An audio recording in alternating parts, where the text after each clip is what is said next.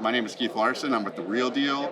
I'm here with Ana Bozovic. She was my go-to source for real estate data when I was in Miami.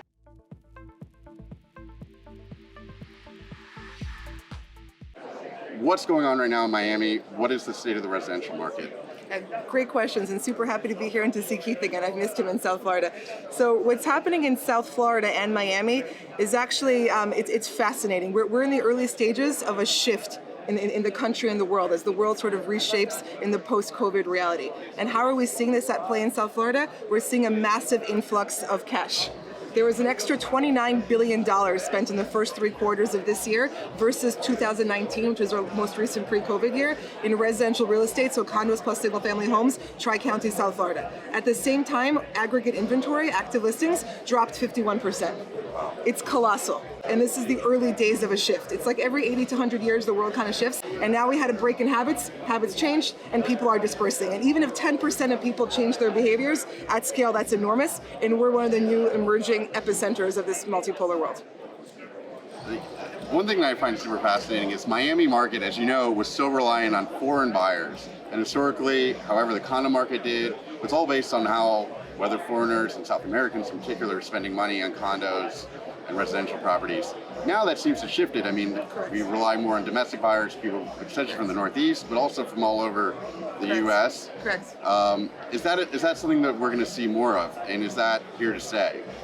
I believe so, and that's absolutely correct. These percentage gains, especially at the $1 million plus points, have been fueled by domestic buyers. When you speak to pre-construction projects, they're going to tell you that 90% of their buyers have been domestic this year, which was the opposite of what the reality was before. So again, I think that's also just begun. I think this is like the new frontier, and the first people came, they explore, businesses sign leases. It's true. And then you have a few partners or a few people come down, they send their kids to school, they tell someone else up in New York or in one of the feeder jurisdictions, hey, it's kind of nice here. So I think that it builds a critical mass, and the city right now is ready for it. And then I'm also a big believer in the power of negative momentum also. And in my opinion, our feeder jurisdictions, New York, California, they're in the early days of negative momentum, where they're being increasingly hostile to capital, or perceived as such, and perception will create reality. So people with money are feeling not welcome, and then they're going to start shifting out because their habits are already broken. Gotcha. And another thing that's unique about South Florida, unlike New York, unlike these other markets, is we have so many condos. We're heavily dependent on condos, but we also have homes. We have single-family homes. We now, in the past couple of years, there's been a huge boom in luxury multifamily. What do people want right now? What are you seeing as the asset class that people are gonna start going to in coming years here in Miami? Yeah, so that's a few different parts there. So I think that our foreign buyers that have traditionally come in and bought condos, they haven't gone away. If they've receded, it's because they couldn't be here. All the reasons that they purchased before are still going to be alive and well now. And now our travel restrictions are loosening, all that stuff. So they're going to come back. They didn't decide they didn't like Miami, they just couldn't come. And so they're going to come on top of the current demand.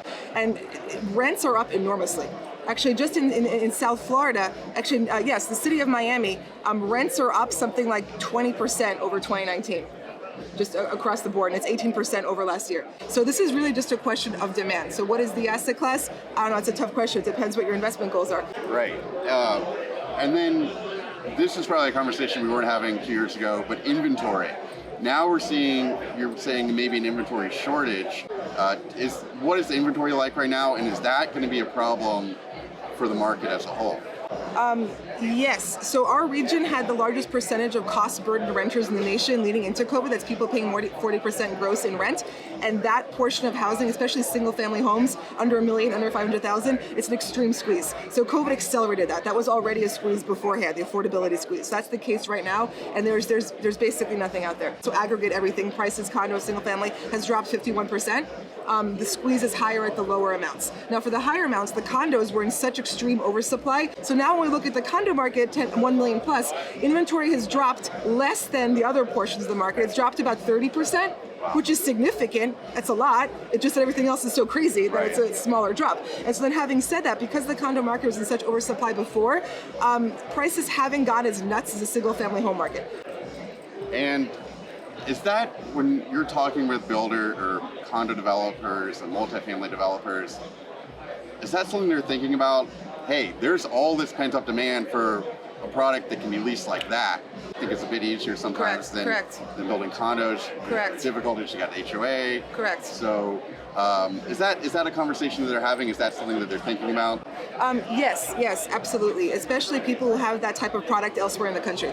Because they're used to building like nice workforce housing that they're actually also upgrading now because they want to retain the tenants, and they know that people are staying at home more, they want a little bit more space, they want outdoor, they want to keep the amenities nice. So people who make that product are absolutely considering that for South Florida, again, because the demand is coming here. That's one of the reasons I'm optimistic on the city. I think we're going to see more and more of that product type, which the city needs as people with real jobs keep moving here. Well, thank you so much, Ana. Always great talking with you. Thank you.